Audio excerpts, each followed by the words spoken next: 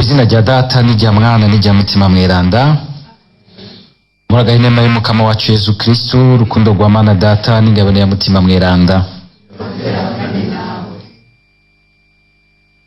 Mwiriwe neza mwese. Turabahaye mwiriwe na mwebwe turiko dusangira iki gisabisho, aho muriko muragikurikira ku nsamirizi zanyu.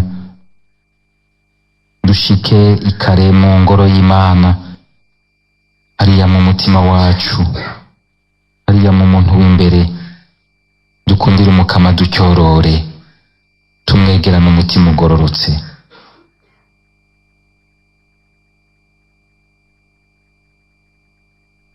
We warungitswe gukiza abigaye, Mukama tugirire ikigongwe.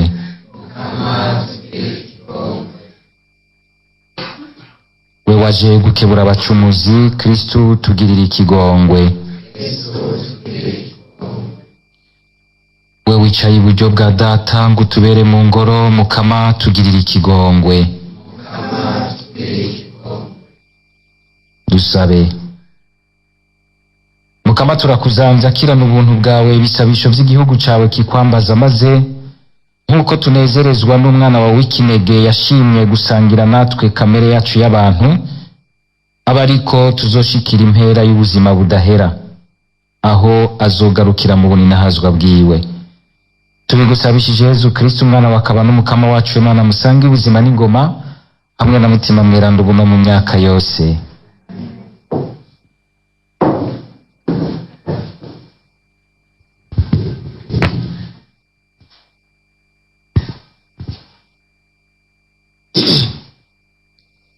Ivyo dusoma mu gitabo c'umuhanuzi Sofoniya. Muhimbare wa Siyoni, vuza impundu, tambo tarike Israeli. Mwigeme w'i Yerusalemu, himbagwa, umutima wuzuye akanyamuneza. Umukama yaragukijije urubanza rwari rukugeramiye, yaragukuye ku mwansi wawe. Umukama niwe mwami w'Isirayeli, araguhagarikiye, ntaco ucinona. Kuri uyo munsi bazobwira Yerusalemu bati, subiza umutima mu nda Siyoni, ntucike inkokora. Umukama Imana yawe, ya ntwari mu rugamba, muri kumwe. Uzomutera agahimbare, urukundo rwiwe ruzogusubiza itoto. Azokwiyereka, akuvugiriza impundu nko mw'isabukuru. Iri ni ijambo ry'Imana. Tera impundu Umukama, mumubyinire akabyino gashasha.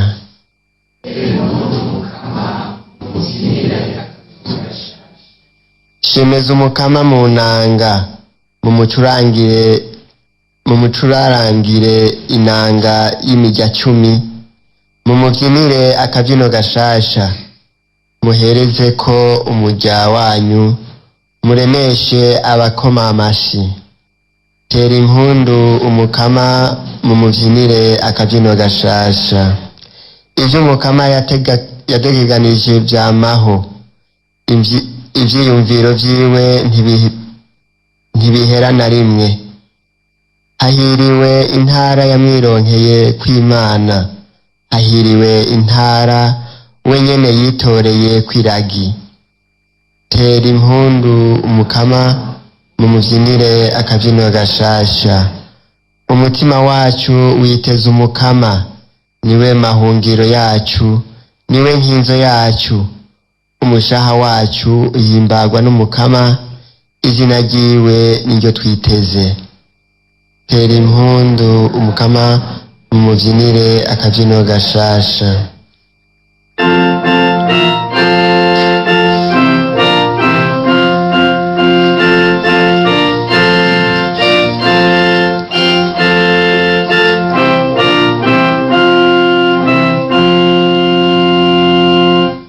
Ijambo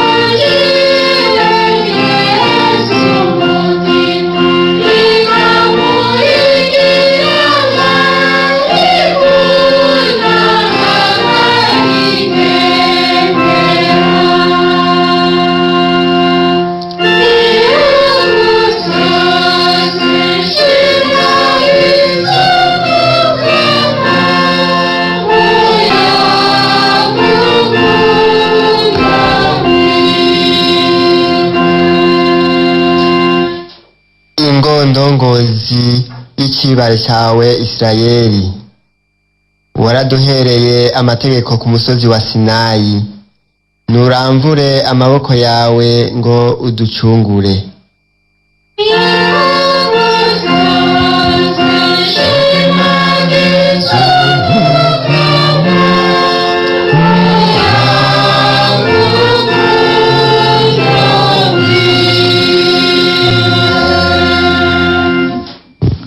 Nimuhorane n'Umukama.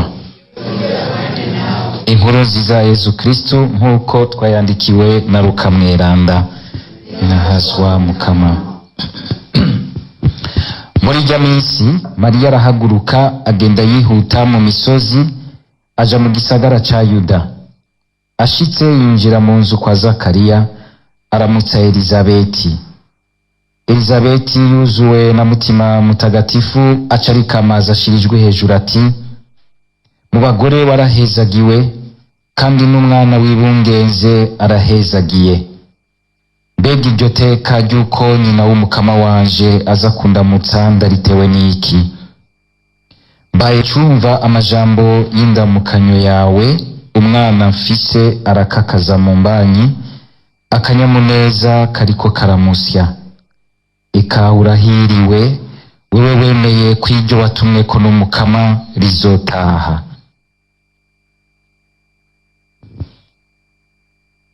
Itwakirize yompi iyi nkuru nziza ya Kristo.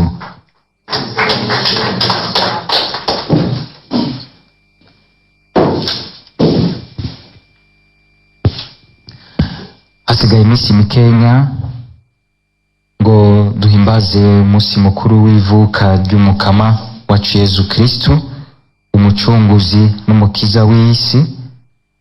Uko rero iminsi dutera tuyegereza, umunsi dutera tuwegereza nako niko twumva ibisomwa bidutumira akanyamuneza. Uyu munsi tugasangira akanyamuneza na Bikira Mariya na Elizabeti, eka n'inzu yose ya Zakariya, ukungene Yezu amaze gushika ahera kugendera uwo muryango ari mu mbanyi y'umuvyeyi wacu Bikira Mariya. Abahinga b'ijambo ry'Imana bakavuga bati abavyeyi bakaramukanya n'abana bakaramukanya. Akanyamuneza kuko Imana itugendera.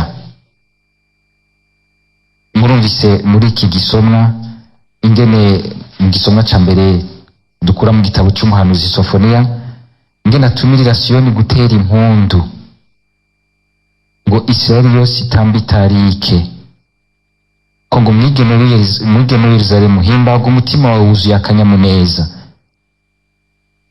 Akamurumva ko ari aka kanyamuneza nyene duheje kumva mu nkuru nziza, ingene aba bavyeyi bibungenze kubw'ububasha bw'igitangaro c'Imana no kubw'umugambi Imana ibafiseko kandi ifitiye isi yose, akanyamuneza gashwari wabo. Umukama akagira ati kuri uyo munsi bazobwira Yerusalemu bati subiza umutima mu nda Siyoni, ntucike inkokora.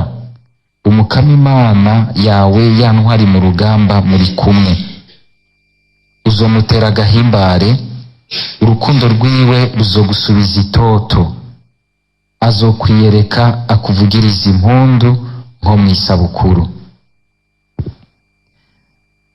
Aya majambo birakenerwa yuko tuyagarukako tukayazirikana, ingene Imana ihimbarirwa no kuza iw'umuntu. Imana irahimbagwa no kubana n'abantu, irahimbagwa kuba mu buzima bwacu, irahimbagwa gusangira natwe ubuzima bwacu. Niko Umukama aradutumirira akanyamuneza guhimbagwa, mugabo umuntu ashobora kwibaza ati tumenyereye za Noheli zihitiye twese turi mu kanyamuneza, ku gufungura neza, kwambara neza, kuryoherwa, mbere bamwe ugasanga mbere no guhimbaza Noheli ntibari bacumva yuko umenga ni nko guhimbaza koko akanyamuneza kuje gusangira natwe ubuzima bwacu uko buri kose. Sinzi ko muravyumva no mu mvugo yacu tugira ngo nukurya Noheli. si uguhimbaza noheli, ni ukurya noheli. ugasanga umenga mbere duhera muri ibyo bintu by'inyuma byo kurya no kunywa, ariko tutakiriye akanyamuneza ka noheli. Ukabona ingene hari ibintu byinshi bishobora gukogwa. Tugire Kristo. ngira ngo murumva, mugerageze kwinjira muri ambiance Bikira Mariya na Yosefu kumwe n'aba ba Zakariya na Elizabeti, murabe ingene byari bimeze. Ariko kandi murabe n'igihe Yezu yavuka, muce muri abantu uyu munsi ingene tubigira. Uyu munsi bisa n'ibyagabanutse, kuko nko niko ndabivuga, kubera ko mu mufuko hatifashe neza. Uranumva n'abanyamakuru kugira ngo batwereke yuko iminsi mikuru yahimbajwe neza, bagenda kubaza abantu ingene mu mufuko hifashe, ingene bazosuma, ingene bazogira iki. Mugabo ni bake uzosanga biyumvira bati uwo mwana w'Imana tumwakira gute mu mitima yacu, hamwe mu muntu w'imbere. Ugasanga ibyo bintu biratugora rwose. Iki gihe cya Bikira Mariya na Yosefu nta bintu by'umwakaka byari bihari, byari ibintu bisanzwe, yaje mu buzima bwabo busanzwe. Nta naho batubwiye ngaha yuko kumbure byarabaye uraje umuntu aronse umushitsi, ariko ntibatwereka yuko umenga bagiye kuzimirira mu byo gutegura iminsi mikuru ihanitse ihambaye rwose. Mbere uyu munsi ugasanga hari nabo usanga tugira iminsi mikuru tukayicumuriramo mu gusesagura ibyogumye ubuzima, bikabananya bidufasha kugira ubuzima bw'iteka imbere y'Imana. Ugasanga ibintu byo kugiriye akamaro iminsi ngahe, kandi ibyo nagiriye akamaro kenshi benshi, ugasanga ubitemaguye, ubisesaguye mu mwanya mutonya, ugira ngo uriko urahimbaza uyo yaje kwitwararika ubuzima bw'abantu, mugabo ugasanga wabigize atamwitwarariko wo kurufitiye ubuzima bw'abantu. Turabe aya majambo y'Imana dutumira kakanyamuneza gahera hariya kure mu mutima w'umuntu, kagasesekara mu bindi byose turinganiza, ingene twokagarukana tukamenya guhimbaza noheli. Ikubo kurya noheli gusa, ego no kurya muyige mumererwe neza, ariko ntusange uyiriye utayihimbaje. Murabe ibi bintu byose bisigaye biza bigapfuka, bikibagiza umwana w'Imana, bikibagiza inkuru nziza n'insiguro ifatanye n'uko kuza kw'Imana mu buzima bw'abantu. Ugasanga duhera ku bintu abana bacu barazi cyane Père Noël gusumba umwana Yezu, bakavugirwa amapoeme meza, mugabo naho bazobasomera ijambo nk'iri bikaza bigapfuka. Rero ugasanga Père Noël yarakubise kudeta Yezu ku mayeri kugwenge, yaramuciyemwo aramwigizayo. Abana barazi kuvuga neza Père Noël, barashashaye rwose kubona bagenderwa na Père Noël, mugabo batazi umwana Yezu. Ukazosanga baragize n'igisapa, mugabo nta mwana Yezu arimo. Nta muvyeyi afata umwana ati ingo dupfukame hajya kukana Yezu hari ico hatwigisha. Turabe neza kugira ngo tugarukane isiguro y'ukuri y'uwo munsi Imana iza mu bantu, kugira ngo dushobore kuzokwakira aka kanyamuneza. Aka kanyamuneza ka Bikira Mariya na Elizabeti, mwariko arakazirikana, kararyoshe rwose. Akanyamuneza ka mutima asesekaza. Si akanyamuneza kuko byose bakundiye bimeze neza, borohewe, bamerewe neza. Bikira Mariya uko tumubona uyu munsi bamutwereka mu mwakaka uri mu ijuru, mugabo ngaha kari agapeyizane ko hariya mu rutoke. Nibaze ko yari umuntu ahanitse cyane nk'uko tushaka kumubona uyu munsi, mugabo nticabuje ko Imana ija guhera akanyamuneza kayo hariya, kugira ngo nitwame twibaza tuti ngo akanyamuneza n'akabantu bifise bisasiye amayero n'amadolari, barya bakagira icyo batanga n'icyo basesa, si ibyo. Akanyamuneza ko kumva yuko nzwi n'Imana, Imana inkunda, Imana ifitiye umugambi, Imana izirakuza ubuzima bwanje uko bukeye uko bwije. Ego n'uyafise ibyo yiha n'ibindi asigaza, nawe nyene akanyamuneza ni gwiwe. Nta numwe Yezu ashaka gusiga ku nzira. Tuzobizirikana ku munsi mukuru wa Noheli, ingene Yezu yereka imice myinshi y'abantu, nogira nti ku mice myinshi y'ubuzima bw'abantu, abantu bato bato, abantu atamarabwa bafise, abantu batunze, abantu bamushikana ibintu bihanitse, abantu b'incabwenge zo mu gihe cabo, abantu benshi. N'umwami yaramushiriye inkuru nziza, mugabo ntiyakiriye inkuru nziza. Tuzobiba mu Misiri imbere.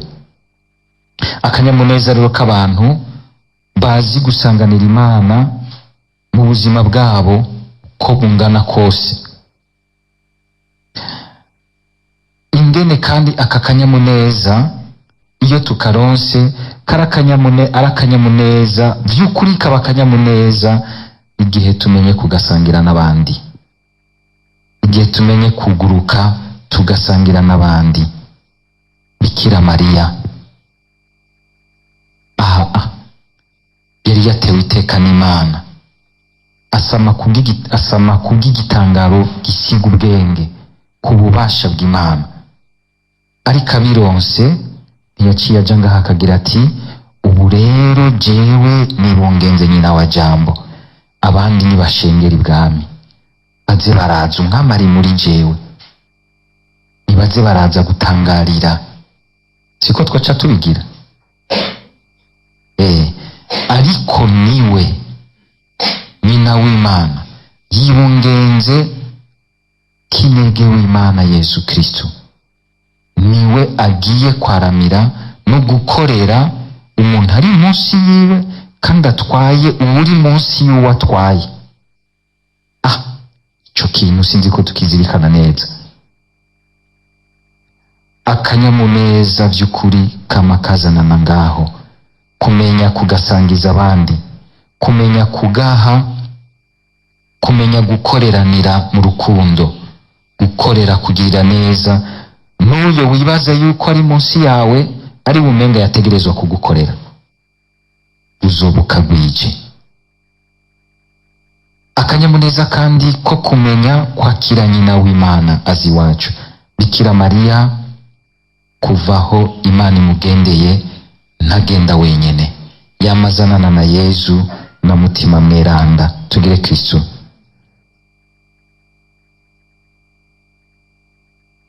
Byari byiza yuko mbere n'abantu bose bamaze kubona akanyamuneza ko kugenderwa na nyina w'Imana bomenya kuza baragasabikaniriza abandi, kugira ngo uko kumuramutsa muri ca gisabisha kunda c'ishapure c'irozari turi mu muryango iwacu, ntitwibaze yuko umenga ni ibintu by'ibisabisho tuvuga, vy'ukuri arazi iwacu.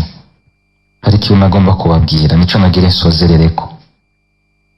Bantu mwese mubona mufise ibintu bigoye mu miryango, bihanitse, bidatora n'inzira, subira mugaruke aho hantu, fata ishapure, musubire mwicare hamwe, mwegeranire hafi y'uwo muvyeyi, murabe ingene abazaniye ijambo w'Imana, kandi ahashitse mutima w'Imana agasubira akahatanga akanyamuneza, mbere agahishurira abantu ibindi bintu batopfuye bibwiye bonyene, batopfuye bihaye n'inyishu. Kugira ngo Elizabeti yopfuye aciye nikanda yuko uyo asanzwe ari inshuti yiwe, ko yabaye nyina w'Imana atabihawe na mutima. Mutima niwe yabimuhishutse muri uko kuza kwa Bikira Mariya iwe, aje amuzaniye Yesu Kristo n'inkuru nziza yuko nawe yibungenze umwana w'Imana. Tumenye kwakira iwacu Bikira Mariya, tumenye gusubira kugaruka kuri kagasabisho tumuhereza mu muryango, ahazana akanyamuneza. hari imiryango myinshi usanga ibangamiwe no kutumvikana, indero y'abana ikagora, hagati yabo bakanye bikanka, abana n'abavyeyi bikanka. kuri mwebwe mushobora kuba muvyumva uko, mugakoranira hamwe mu mibano rukristu, kuko ibi vyabaye si ibyo kuguma mu vyigeze kuba, n'ubu biracaba, kuko aba turiko turumva muri iri jambo ry'Imana ni bazima mu Mana. dusabe rero Umukama kugira ngo natwe twifatanye n'umuvyeyi wacu Bikira Mariya, twifatanye n'aba Elizabeti, kugira ngo umwe wese arabe ingene yoba umwango w'akanyamuneza wugururiwe Imana muri ino si, kugira ngo igasesekaze ku bandi. ako kanyamuneza kazanana kandi no kwakirana, tugakoreranira mu rukundo rw'Imana. Amen.